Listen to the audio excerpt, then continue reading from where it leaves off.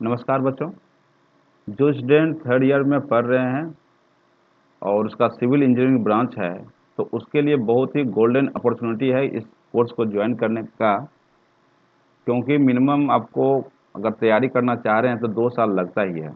अगर third year में है तो आपको थर्ड से फोर्थ, फोर्थ से फाइनल ईयर में आपका कहीं न कहीं सिलेक्शन होगा। उसमें आपका जो भी कोर्स वर्क का आपका पेपर है उसका भी तैयारी होगा, और प्लस आपका गेट ईयर फाइनल ईयर जाते थे आपका कहीं न कहीं अच्छा कंपनी या गवर्नमेंट जॉब में आपका सिलेक्शन होगा। तो इसके लिए बहुत ही इकोनॉमिकल प्राइस में मैं कोर्स लॉन्च कर रहा हूँ। और इस वीडियो में आप देखेंगे कि प्रीवियस ईयर का क्वेश्चन पेपर गेट का रहे या ईएस का रहे, इवन जो एसएससी जेई का भी इंक्लूड मैं करूँगा, तो उसका भी क्वेश्चन आपको सॉल्यूशन बताएंगे और विथ बेसिक कॉन्सेप्ट के साथ। ऐसा नहीं कि आपको पूरा कंप्लीट एक ही वीडियो में सॉल्यूशन बताएंगे। एक क्वेश्चन पकड़ेंगे उसका पूरा डिटेल और क्या संभावना उससे आने का है, ठीक है। और बहुत ही इकोनॉमिकल प्राइस में आपको होगा। और साथ ही साथ अगर आप प्रोजेक्ट करना चाह रहे हैं तो sky hoops construction private limited, जिसका लिंक आपको दिया रहेगा, उसमें आपका सॉफ्टवेयर भी सीख सकते हैं। सिविल इंजीनियरिंग का जो सॉफ्टवेयर है बिल्डिंग डिजाइन का, या जो भी आपका डिजाइनिंग सॉफ्टवेयर है या एनालिसिस सॉफ्टवेयर है, तो आपको सॉफ्टवेयर में ऑटो कैड रहेगा और प्लस स्टैट प्रो रहेगा। जो बेसिक सॉफ्टवेयर स्टैट प्रो, इस पर सीख के आप प्रोजेक्ट भी कर सकते हैं फाइनल ईयर में। आपको जो प्रोजेक्ट है, आपको ये रजिस्टर्ड कंपनी है और ऑथराइज कंपनी है, आप आके यहाँ ज्वाइन कर सकते हैं। जिसका लिंक आपको रहेगा और इकोनॉमिकल प्राइस में। तो जितना जल्दी हो सके कांटेक्ट कीजिए और आपको अपॉर्चुनिटी का बेनिफिट उठाइए। थर्ड ईयर स्टूडेंट के लिए, फोर्थ ईयर फाइनल तो ठीक है ज्वाइन कर सकते हैं, लेकिन अपॉर्चुनिटी आपको थर्ड ईयर स्टूडेंट के लिए आराम से ज्वाइन कर सकते हैं, ठीक है। तो फर्स्ट ऑफ ऑल देखिए, फर्स्ट क्वेश्चन जो ईएस में पूछा गया है, क्या है क्वेश्चन, देखिए क्या है। Which one of the following statements is not correct regarding the relationships between bending moment, shear force and applied load? तो यहाँ पे अप्लाइड लोड जो लिखा हुआ लोड बताया नहीं गया कि कौन सा लोड है। पॉइंट लोड है या ये यूडीएल है या जीवीएल है, यूनिफॉर्मली डिस्ट्रीब्यूटेड लोड है या ग्रेजुअली वेरिंग लोड है या पॉइंट लोड है। इसमें मेंशन नहीं किया हुआ है, लेकिन ऑप्शन देख के आपको पता करना किस टाइप के लोड की बात कर रहा है। फर्स्ट ऑप्शन है the rate of change of shear force along a beam is equal to the distributed load. तो डिस्ट्रीब्यूटेड लोड दिया हुआ तो ये इस लोड के बारे में कह रहा है। The rate of change of shear force बता रहा है। शियर फोर्स को कैसे डिनोट करते हैं, शियर फोर्स है ये, इसको डिनोट करती है एफ से, ये फोर्स हुआ। यूनिट क्या है, किलोमीटर में डिनोट करते हैं। रेट बता रहा है तो मीन्स एफ को denote D F by d x हो रहा है, यही rate of change of shear force. Unit देखिए पकड़िए, किलो न्यूटन पर मीटर हो गया। तो क्या किसके बराबर है ये, is equal to distributed load के बराबर है। हाँ, तो जब भी डिस्ट्रीब्यूटेड लोड रहेगा तो हमेशा किलोमीटर पर मीटर के बराबर हो, ये ऑप्शन सही है। यूनिट सब चेक कर सकते हैं।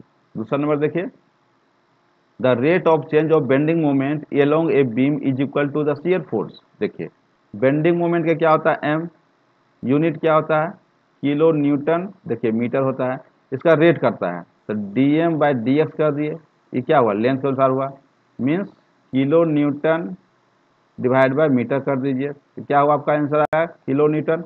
देखिए किलो न्यूटन किसका यूनिट है, आपका शियर फोर्स का है, ये भी ऑप्शन सही है। ये किसका है, शियर फोर्स का ऑप्शन है। यूनिट से भी सॉल्व कर सकते हैं। सी नंबर देखते हैं, the rate of change of bending moments along a beam is equal to the distributed load. Rate of change of bending moment, rate of change of bending moment क्या होगा इसका, kilo newton metre by metre हो गया, मेरा cancel, क्या आया answer, kilo Newton. क्या ये इसके बराबर है, डिस्ट्रीब्यूटेड लोड के बराबर। तो डिस्ट्रीब्यूटेड लोड का होता है किलो न्यूटन पर मीटर होता है, लेकिन इसको न्यूटन है, शियर फोर्स है, तो ये आपका ऑप्शन गलत हो गया। देखिए the shear force and bending moment at free end is always zero. जब फ्री इंड है बाबू, तो फ्री इंड में क्या करते हैं, हमेशा जानते हैं कि कैंटिलीवर बनाते हैं, कैंटिलीवर बन गया। और इसमें जो लोड अप्लाई करेंगे क्या, जब जनरली यूज किया क्या, आपका जनरली यूज किया है जीवीएल यूडीएल, तो यूडीएल बना दीजिए इसको, ठीक है। यूडीएल का संदर्भ बताया गया। तो आपका इसका शियर फोर्स जब निकालेंगे तो जानते हैं शियर फोर्स कैसे निकलेगा, इस पॉइंट पर हमेशा शियर फोर्स इस स्ट्रेट लाइन होगा, यहाँ जीरो होगा यहाँ पे। तो शियर फोर्स हो गया आपका क्या, शियर फोर्स मैक्सिमम होगा इस पॉइंट पर। क्या होगा, अगर डब्ल्यू मान लीजिए क्या, किलो न्यूटन पर मीटर, लेंथ है एल, तो क्या होगा डब्ल्यू इंटू एल हो जाएगा। W इंटू एल, आपका ये क्या हुआ शियर फोर्स डायग्राम। ठीक है, अब इसका बेंडिंग मोमेंट निकालना है तो बेंडिंग मोमेंट निकलेगा इस टाइप से, इससे होगा यहाँ 0 निकलेगा और ये एक पैराबोलिक टाइप से चला जाएगा, जब ये है तो पैराबोलिक कर्व हो जाएगा, क्या होगा पैराबोलिक। ये कितना होगा WL² हो जाएगा। ठीक है, कैसे निकालेंगे, अगर इसको निकालना चाह रहे हैं तो इसको पॉइंट लोड में कन्वर्ट कर दीजिए। इसको क्या है पॉइंट लोड अगर L है तो ये हुआ WL पर लोड लग रहा है, ये हुआ आपका L/2, बस मोमेंट निकालना है तो WL इंटू L/2 कर देंगे, बस टेक्निक सबका है। तो आप थर्ड ईयर का स्टूडेंट है तो आपको सब कुछ मिल जाएगा। आपको फर्स्ट ऑफ ऑल आप पेपर जो दे रहे हैं उसका कॉपरेट मिलेगा स्ट्रक्चर का। अब बेसिक कौन WL² मोमेंट हो, यहाँ तो 0 हो गया, यहाँ भी 0, ये भी ऑप्शन आपका करेक्ट है, डी भी करेक्ट है। कौन सा क्वेश्चन गलत है, सी नॉट करेक्ट, तो सी आंसर आ जाएगा। अब देखिए तीनों का रिलेशन जो बताया है, कहीं न कहीं आपको गेट में भी क्वेश्चन पूछा है, तो बेसिक कॉन्सेप्ट में बता रहा हूँ, अगर इस टाइप का क्वेश्चन रहे, ऐसे मैं सेपरेट भी बताऊंगा जब हम स्ट्रक्चर पढ़ाएंगे। तो curvature of deflected shape of structure due to the pure bending, इसके आधारित जो क्वेश्चन दिया हुआ, कितना जो रिलेशन निकाले हैं। अगर मान लीजिए प्योर बेंडिंग है, इस पर क्वेश्चन पूछा गया प्योर बेंडिंग का क्या क्या कंडीशन है। प्योर बेंडिंग में कभी भी आपका लोड नहीं लगता, इसमें सिर्फ मोमेंट लगता है एम, और मोमेंट जब कर्वेचर जो बनेगा इसका, ये हमेशा सर्कुलर बनेगा, बस इसको प्रूव करने के लिए बनाया गया, इस टाइप से बनेगा। और ये जो बेंडिंग मोमेंट है ये आपका इस टाइप से रहेगा, मान लीजिए बेंड किया सर्कुलर में, मीन्स ये रेडियस और ये रेडियस जो भी रहे, ये भी आर अगर रहेगा तो ये भी आर होगा। एक छोटा सा स्ट्रिप काटते हैं, इससे हम लोग प्रूव करते हैं कि रेडियस ऑफ कर्वेचर निकालने के लिए, बस ये आपका हो गया स्लोप, ये हो गया आपका dx, ये हुआ dy, बस यही निकालते हैं हम लोग dy/dx क्या होगा, है ना। तो ये हुआ r रेडियस ऑफ कर्वेचर, तो रेडियस ऑफ कर्वेचर जो निकालेंगे 1/r से डिनोट करते हैं कि कितना रेडियस ऑफ कर्वेचर है। तो इसको हम लोग प्रूव किए हुए हैं। तो बेंडिंग मोमेंट में क्या होता है, श्योर बेंडिंग बनेगा इसमें अलोंग द लेंथ। इससे जो हम लोग प्रूव कर चुके, अगर कॉन्सेप्ट में बताऊंगा 1/r इसको बोलते हैं रेडियस ऑफ कर्वेचर, इसी को बोलते हैं कितना कर्व है वो, d² y/dx² divide by 1 plus dy/dx का होल स्क्वायर होल पावर 3, इसका प्रूफ भी है, आपको प्रूफ भी मिलेगा, कोर्स ज्वाइन कीजिए, आपको इसका प्रूफ भी मिलेगा। हियर dy/dx का होल स्क्वायर जब करते हैं इस 0 हो जाता है, तो ये बहुत इंपॉर्टेंट पार्ट है, 1/r equal to d² y/dx²। ठीक है, इसके बेस पर हम लोग क्या करते हैं कि अप्लाई बेंडिंग थ्योरम हम लोग पढ़े होंगे, m/i equal to f/y equal to e/r, इसका एक प्रूफ है। तो m/i और e/r इसको कॉन्टेक्ट करते हैं, तो 1/r क्या निकल गया m/ei, 1/r जब क्या लिखेंगे d² y/dx² equal to m/i। ठीक है, अब यहाँ देखिए क्या होता है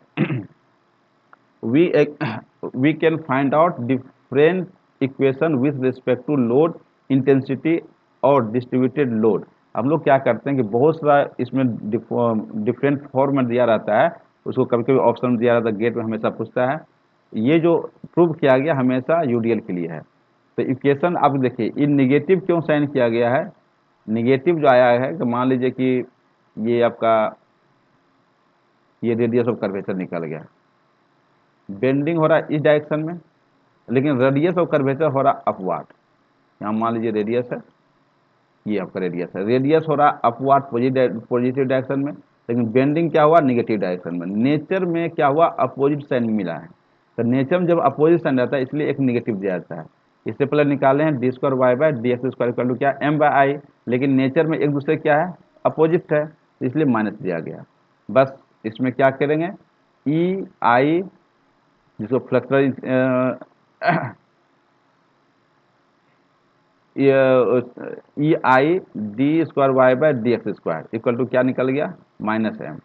ठीक है, अब इसमें क्या करेंगे डिफ्रेंशिएट बोथ साइड करेंगे, इधर भी डिफ्रेंशिएट करेंगे इधर भी डिफ्रेंशिएट। अब ये मोमेंट का इक्वेशन आ गया, तो d/dx क्या आ गया ei/d² y/dx² equal to d/dx -m।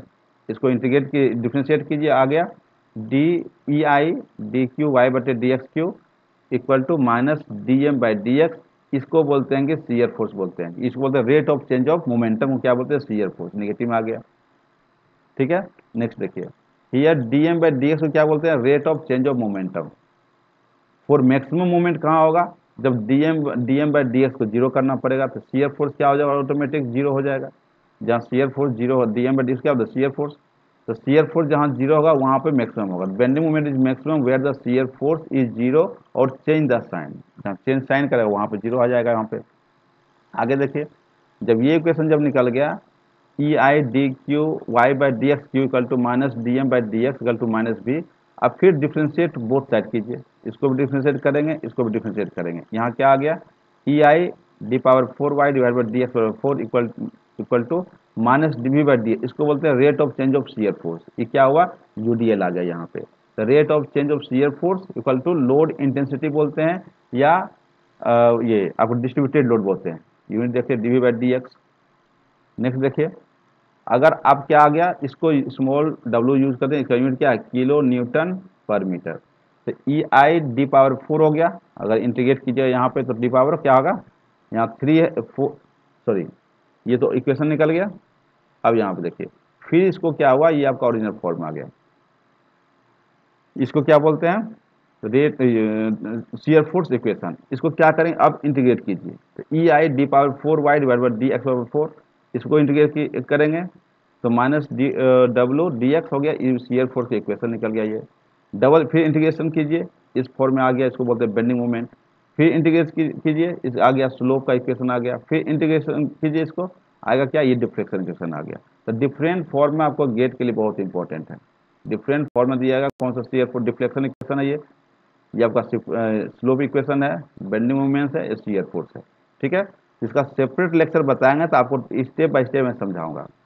अभी सिर्फ इसके पीछे कॉन्सेप्ट, तो इसलिए इसको बोलते हैं फ्लेक्सुरल रिजिडिटी, ईआई को।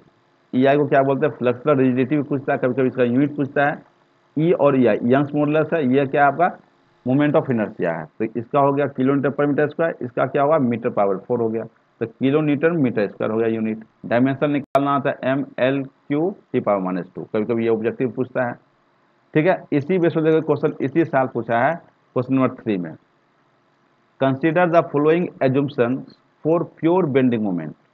तो प्योर बेंडिंग मोमेंट कब लगता है, सिर्फ बेंडिंग, अगर मान लीजिए ये दिया हुआ कैंटिलीवर सिर्फ प्योर बेंडिंग मोमेंट इस टाइप से लगाएगा, इसमें कोई भी एक्सटर्नल फोर्स नहीं लगेगा, और इसका जो कर्व रहेगा हमेशा देखिएगा कि सर्कुलर रहेगा, इस टाइप से कर्व। अगर ये बेंडिंग कर गया, ये आर है रेडियस, ये भी रेडियस क्या होगा, आर होगा। तो material is heterogeneous and isotropic होना चाहिए, हेट्रोजीनियस हो ही नहीं सकता है।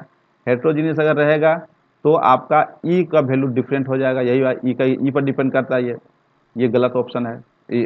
The stress is purely longitudinal and local effects near concentrated load will be neglected, वो इसलिए क्योंकि प्योर बेंडिंग तो संभव है नहीं, लेकिन इसको क्या करते हैं, इग्नोर करते हैं, ये ऑप्शन सही है, ये गलत है।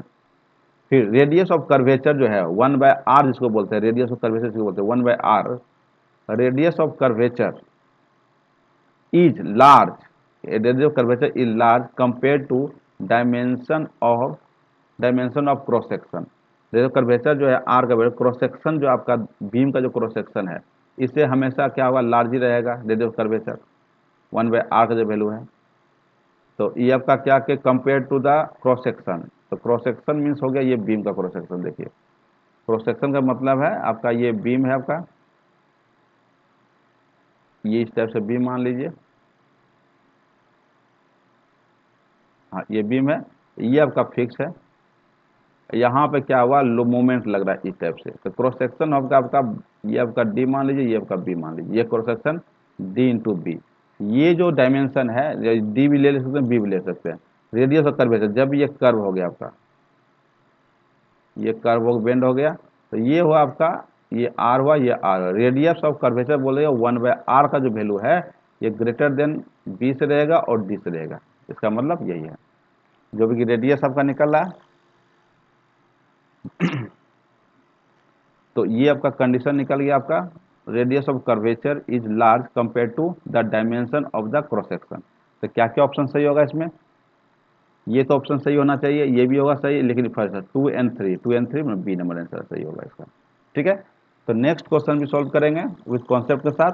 जितना भी डेरिवेशन अभी देख रहे हैं सबको स्टेप बाय स्टेप लिख के मैं जब स्टार्ट करूंगा सिलेबस तो उसमें बताऊंगा।